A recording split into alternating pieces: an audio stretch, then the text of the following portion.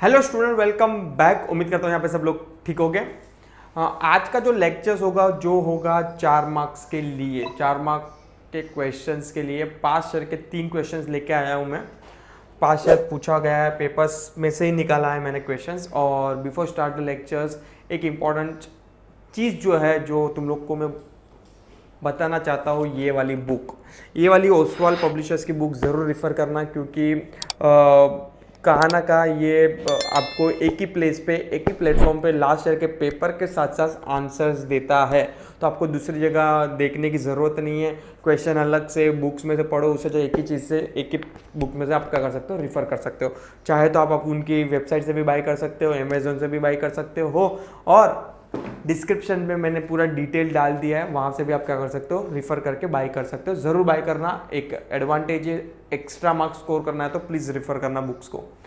Organisation of commerce of management class 12 4 marks. First question आ रहा है आपके सामने जो है, management principle are helpful in optimum utilisation of resources. 100% true, क्योंकि यहाँ पे ट्रू तो फॉल्स खेलना नहीं, बट हाँ जस्ट मैं बोल रहा हूँ कि ट्रू इसलिए बोल रहा हूँ क्योंकि अपन ने नेचर्स एंड फीचर्स में देखा था, जहाँ पे अगर आप प्रॉपर मैनेजमेंट प्रिंसिपल फॉलो करोगे तो जो भी रिसोर्सेज है वो क्या होगा, मैक्सिमम यूटिलाइजेशन होगा। So while achieving the goal of an individual और an organisation, it is always important to use the different system और techniques. Some of these techniques are accepted universally, hence they are called as a principle. Personal life हो या तो फिर organisation की life, even तो personal life में भी अभी अगर आप कुछ प्लान कर रहे हो, पिकनिक प्लान कर रहे हो, तो भी अपन क्या करते हैं, थोड़े सर्टन रूल्स एंड रेगुलेशंस या तो सर्टन प्लानिंग कर रहे थे एडवांस में। वो जो रूल्स एंड रेगुलेशंस बोलो, आप प्लानिंग्स बोलो, जो भी वो चीज़ें आपको बोलना है, वो सब चीज़ को ही क्या बोलते हैं आप, जनरली प्रिंसिपल्स बोलते हैं। प्रिंसिपल मतलब एक सेट ऑफ रूल्स है जो जनरली फॉलो करना पड़ता है every, whether it's a organisation हो या तो पर्सनल लाइफ क्यों ना हो। Principle is defined as a fundamental truth or propositions that serve as a foundation for the system of belief or behavior of or for a chain of reasoning. In every organization, 2 types of resources are used. That is the physical resources, nothing but material, machines, money, etc. and human resources. Generally अगर मैं broader level की बात करूँ तो जो resources 2 part में divided है, एक है फिजिकल और एक है ह्यूमन। ह्यूमन रिसोर्स मतलब आपके employees, it's like a assets, वो आपकी असेट्स है। जितने स्किलफुल एम्प्लॉयज होंगे, जितना ज़्यादा आप उसमें इन्वेस्ट करोगे, वेदर इट्स ट्रेनिंग डेवलपमेंट, उतना ज़्यादा वो क्या करके लिखेगा, आपको काम निकाल के देगा। The basic functions of management is make a proper balance between these resources by putting them to optimum use and control on the waste of resources. आपका मैक्सिमम यूटिलाइजेशन तब भी होगा जब भी आप वेस्ट कम कर रहे हो। वेस्ट कम करोगे तो मैक्सिमम यूटिलाइजेशन निकलेगा, मैक्सिमम यूटिलाइजेशन निकलेगा तो आपका एफिशिएंसी भी क्या करके निकल के आएगा, ज़्यादा निकल के आएगा प्रोडक्ट की और सर्विस की। While maintaining the discipline and healthy working environment, management always use a technique and principle. It helps in establishing cordial relationship between management and employee, which increasing the efficiency level of the employees and also affect the effective administration. Hence, management principles are helpful in optimum use of the resources. Second है question आपका है, there is a need of branding to get recognization among the customer. क्या लगता है, branding होना जरूरी है? Of course होना जरूरी है। आज अपन देख रहे हैं पूमा का लोगो है अपना, नाइकी का अपना लोगो है, सभी कंपनी का अपना, रिलायंस का अपना ब्रांड है, टाटा का अपना लोगो है, गाड़ी पे देखते हो सबका महिंद्रा अपना लोगो यूज, लोगो और एक बोल सकते हो ट्रेडमार्क बोल सकते हो, एक डिजाइन बोल सकते हो, एक ब्रांडिंग बोल सकते हो, वो अलग होना जरूरी है। देयर इज अ नीड, जरूरी है of branding to get recognization among the customer. Of course, otherwise customer को मालूम ही कैसे गिरेगा बॉस कि ये ओरिजिनल है कि डुप्लीकेट है। Getting my point? अगर आपको जानना है कि this is the original product और डुप्लीकेट प्रोडक्ट, अगर अदरवाइज क्या होता था, आज आईफोन के प्रोडक्ट के पीछे पे आधा एप्पल क्यों दिखता है? अदरवाइज चाइना वाले भी मालूम गिरा कि भाई चाइना मोबाइल में हाफ प्राइस में एप्पल का लोगो लगा देंगे। समझ में आ रहा है कि नहीं? तो अगर आपको रिकॉग्नाइजेशन करना है, कस्टमर को अवेयर करना है कि हम लोग दूसरे प्रोडक्ट से अलग क्यों है, तो आपका ब्रांडिंग होना बहुत जरूरी है। तो marketing is a key functions of modern management. We are expose to marketing of the product and service and idea almost every day. आज देखते हैं कि सब लोग मार्केटिंग सपोज कि फॉर एग्जाम्पल आप एक बार भी कुछ प्रोडक्ट बाय करने जाओ, या तो कोई एप्पल के शोरूम में जाओ, या मोबाइल लेने, या तो किधर भी जाओ, एक बार अगर पुमा के शोरूम में जाओ, अगर आप शूज़ बाय करने एक बार भी अगर गए, वो लोग मोबाइल नंबर आपसे मांगते हैं। मोबाइल नंबर इसलिए मांगते हैं कि ताकि फ्यूचर में जो आपकी ऑफर्स रहेगी, फ्यूचर्स में जो भी अवेयरनेस है, फ्यूचर में जो भी फ्रॉड है, वो सब चीज़ें आपको क्या करेगी, ओवर अ मेल और या तो फिर व्हाट्सअप नंबर पे या तो मोबाइल नंबर पे आपको क्या करेगी, इंटीमेट कर देगी। ये बहुत ज़्यादा ज़रूरी है, इसलिए उन लोग डे टू डे बेस पे एडवर्टाइजिंग लाते हैं। जनरली बैंक्स वाले बहुत ज़्यादा मैसेज करते हैं अपने को कि आप किसी को भी OTP शेयर नहीं कीजिए, ताकि ये एक क्या है, अवेयरनेस है कि हम लोग के कभी भी बैंक आप लोग को पर्सनली फ़ोन करके पूछेगी नहीं OTP, आप लोग को बोलेगी कि भाई आप किधर आओ, बैंक में आओ, और तभी हम लोग क्या करेंगे, जो भी प्रोसीजर है क्या करेंगे, फर्दर करेंगे। तो मार्केटिंग का मेन पर्पज़ ये है कि आपको कस्टमर को अवेयर करना है। नहीं की बात मार्केटिंग का मतलब आपको वो एडवर्टाइजिंग करना है और कॉलेज वो तो करना ही, वो एडवर्टाइजिंग हो गया। मार्केटिंग मतलब ओवरऑल कंसेप्ट आ जाता है। You know very well there is a basic difference between marketing and selling. Selling के अंदर खाली गुड्स कैसे सेल करना है, this the role, this called selling. Marketing के अंदर ब्रांडिंग कैसे करना है आपको, सेलिंग कैसे करना है, आफ्टर सेल सर्विस कैसे करना है, कस्टमर को कैसे रखना है, ये सब चीज़ें मार्केटिंग के फंडा के अंदर आ जाता है। तो marketing is societal process by which the individual and group obtain what they need and what through creating, offering and freely exchanging product and servicing of value with other. Every businessman wants to have a special identifications or identifying in the market for his product. Branding is a process of giving a special identity to the product through a unique brand name to the differentiate it from the competitor product। आज देखते हैं कि आज even तो shirt की बात करूँ या तो शूज़ की बात करूं, अपन देखते हैं कि सबका लोगो अपना, या तो शर्ट हो तो शर्ट पे लिए रखते हैं, पुमा का अपना, शूज़ पे भी पुमा का अपना लोगो रहता था, कि आइडेंटिटी कर रहा था कि भाई हम लोग की ये ब्रांड है, ये शूज़ वो ये ब्रांड का है, पुमा का है, दूसरे कोई कंपनी का नहीं है। इसलिए जनरली सभी लोग अपना ब्रांडिंग का क्या करते हैं, लोगो लगाते हैं सभी प्रोडक्ट के ऊपर, ताकि दूसरे कॉम्पिटिटर से वो आइडेंटिफाई हो गया है कि ये कंपनी का नहीं, ये कंपनी का है। Yes, in a simple word, giving of distinct name to the one product, it's called as a branding. Registered brand are known as a trademark, जिसको आप अगर वंस आप ब्रांड को रजिस्टर करा दे तो मतलब आपने ट्रेडमार्क ले लिया। Trademark can not be copied. Yes, आप ट्रेडमार्क कॉपी नहीं कर सकते। मतलब एक बार किसी कंपनी ने, सपोज कि पुमा ने अपना ट्रेडमार्क ले लिया और नाइकी ने जो राइट वाला ट्रेडमार्क ले लिया, मतलब वो प्रोडक्ट, वो ट्रेडमार्क उसका ही है, दूसरा कोई वो ट्रेडमार्क यूज़ नहीं कर सकता। अगर यूज़ किया तो नाइकी के पास अपना जो भी ब्रांड जिसका ट्रेडमार्क रहेगा वो कंप्लेंट फाइल कर सकता है ऑपोजिशन के सामने।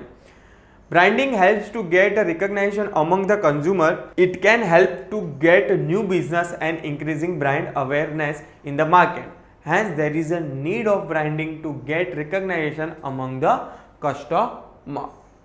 थर्ड क्वेश्चन और लास्ट क्वेश्चन से आज का जो ए लेक्चर्स का जो है, explain any 4 principle of management of Henry Fayol. देखो जब भी हेनरी फ्योल का क्वेश्चन आता है, बहुत सारे बच्चे लोग मुझे कमेंट में लिखते रहते हैं, क्योंकि हेनरी फ्योल का 14 प्रिंसिपल है। अगर डायरेक्ट क्वेश्चन आ गया 5 मार्क के लिए, प्लीज एक्सप्लेन द, ऐसा कुछ नहीं लिखा, अज्यूम करो कि explain the principle of management of Henry Fayol, 5 mark के लिए आया। यहाँ तो चलो लिखा भी है, 4 लिखना है। अगर नहीं लिखा रहता तो सब 5 मार्क के लिए 14 प्रिंसिपल लिखना ही ना इंसाफी होगी हम लोग के साथ। तो ऑफकोर्स ना इंसाफी, क्योंकि आप 14 प्रिंसिपल लिखने जाओगे तो ऑलमोस्ट 2-2.5 पेज का क्वेश्चन बन जाएगा। तो आपको भी 4 मार्क 5 मार्क के लिए पूछते तो मिनिमम 5 लिखना है, 6 और 7 एडिशनल लिखो कि भाई 1-2 प्रिंसिपल थोड़ा ऊपर नीचे हो गया तो यू कैन एडजस्ट। तो अगर 5 मार्क के लिए पूछो, हमेशा मैं तुम लोग को बोलते रहता हूँ मेरे लेक्चर्स के अंदर भी कि भाई हमेशा क्वेश्चन की औकात देखने का, उसके बाद उसको क्या करने का, इज्जत देनी है। अगर 5 मार्क के लिए है तो ऑफकोर्स आपको 1 से 1.5 पेज में आंसर फिल हो जाए तब तक ये लिखना है। 2 अगर 8 मार्क के लिए पूछ रहे तो 2 या 2.5 पेज भरना है। तो हमेशा देखना है कि भाई उसकी औकात कितनी है, उसको कितना डिजर्व करता है। यस, तो अगर इधर क्लियरली लिखा है तो देयर इज नो कंसेप्ट, आप 4 लिखो, आप बाद में 5 लिख रहे हो तो वो एडिशनल है, पर बाकी 4 ही कंसिडर करेंगे उन लोग। Answer let's see, while achieving the goal of an individual और एन, थोड़ा इंट्रोडक्शन है, और an organisation, it is always important to use a different system और technique. Some of this technique are acceptable universally, it's called principle. It provide a guidance to the manager to conduct all the organization activity on the specific base. Principle is defined as a fundamental truth or propositions that serves as a foundation for the system of belief or behavior or for a chain of reasoning. Let's see, 4 principle है. पहला principle है principle of division of work. According to the बंदे का जो skill है, बंदे का जो टैलेंट है, उसके बेस पे क्या करो, वर्क डिवाइड करके रखो. अदरवाइज एक पर्सन पे प्रेशर आ जाएगा तो खाना का इतना क्वालिटी ऑफ वर्क निकल के आएगा नहीं. According to this principle, the work is divided into the different kinds such as a technique, financial, commercial, security, operation, accounting and managerial. It is assigned to employee as per their quality and capability. It helps in improving the efficiency and expertise of the employee, which are ultimately turned into expected productivity level. अगर जो बंदे को अगर आप उसके अनुसार मतलब बोल सकते हो, अगर उसके अकॉर्डिंगली काम दिया, सपोज कि वो बंदा कोई आपने हायर किया एज अकाउंटेंट, अगर वो अकाउंटिंग के लिए अगर आपने हायर किया तो अगर अकाउंट का काम दोगे तो वो बंदा एक्सपर्टाइज भी है तो काम भी अच्छे से निकाल के देगा, मैक्सिमम आउटपुट निकाल के देगा आपको. अगर सपोज कि आप उसको अकाउंटिंग के लिए जॉब पे हायर किया, सैलरी भी अकाउंटिंग के बेस पे दे रहे हो और आप उसको टेक्निकल का काम चिपका रहे हो तो कहा ना का इतना प्रोडक्टिविटी वर्क निकल के आएगी नहीं और वेस्ट ऑफ टाइम होगा और waste of human resources as well. Second principle है principle of authority and responsibility. One second में वर्ड वापस से बोल रहा हूँ एंड इसलिए बोल रहा हूँ क्योंकि आप एज ए ऑर्गेनाइजेशन में हेनरी फ्यूल बोलता है कि आप अथॉरिटी दे रहे हो तो साथ साथ में क्या दो, रिस्पॉन्सिबिलिटी भी दो. क्योंकि क्या होता है कि अगर आपने खाली अथॉरिटी दे दिया तो वो मिसयूज कर सकते हैं पावर को, यस, और खाली रिस्पॉन्सिबिलिटी दे दिया तो भाई प्रेशर फील करेगा कि भाई सब मेरे को ही करना है. जैसे कि अपन क्लास ए हमेशा मैं एग्जांपल देते रहता हूँ, कॉलेज में या तो स्कूल में ऐसा होता था आप लोगों के साथ और मेरे साथ भी, जहाँ पे टीचर्स आने से पहले हर 10-10 बेंच में एक जन को अथॉरिटी दे देते थे कि ये 10 बेंच का होमवर्क तेको चेक करना है, ये 10 बेंच का होमवर्क तेको चेक करना है, ये 10 बेंच का होमवर्क तेको चेक करना है. मतलब एक जन को हायर किया मतलब अथॉरिटी दी रहेगी, अथॉरिटी के साथ साथ उसकी रिस्पॉन्सिबिलिटी कि भाई उसको भी क्या करना है, होमवर्क करना है. और उसका होमवर्क जनरली कौन चेक करता था, टीचर खुद. समझ में आ रहा है मैं क्या बोलना चाहता हूं. तो हमेशा हेनरी फ्यूल भी यही बोलता है कि हमेशा अथॉरिटी एंड रिस्पॉन्सिबिलिटी क्या करके रखना है, प्रॉपर डिवाइड करके रखना है. Authority is a right to take decision, it is necessary to get the thing done appropriately from the subordinate. Authority always come with the responsibility. If the manager is give the authority to complete the task with the given time, he should be held responsible if does not complete the work in a given time. Manager should have a proper authority to take the managerial decision on his own in respect to the गोल. अगर manager को आपने authority दिया है तो उसकी responsibility होगी कि कल उठ के टारगेट अचीव हुआ नहीं तो उसको रिस्पॉन्सिबल लेना पड़ेगा कि हाँ भाई मेरे कारण टारगेट अचीव नहीं हुआ, मैं रिस्पॉन्सिबल हुआ, I am the responsible person. Third principle of discipline. Of course organisation में डिसिप्लिन होना जरूरी है. डिसिप्लिन मतलब प्रॉपर रूल्स एंड रेगुलेशन जो भी ऑर्गेनाइजेशन ने सेट किया है, जो भी टारगेट सेट किया है, डिसिप्लिन इसलिए रखना है क्योंकि जो भी ऑर्गेनाइजेशन ने प्लानिंग किया है वो गोल क्या हो, प्रॉपर टाइमली अचीव हो. According to the Fayol, discipline is the most essential thing in a organization. Employ must obey मतलब liable and respect the rules that govern the organization. Discipline helps to achieve the goal in the organization. Good discipline is result of the effective leadership. There must be a clear understanding between the management and worker regarding the organization rules.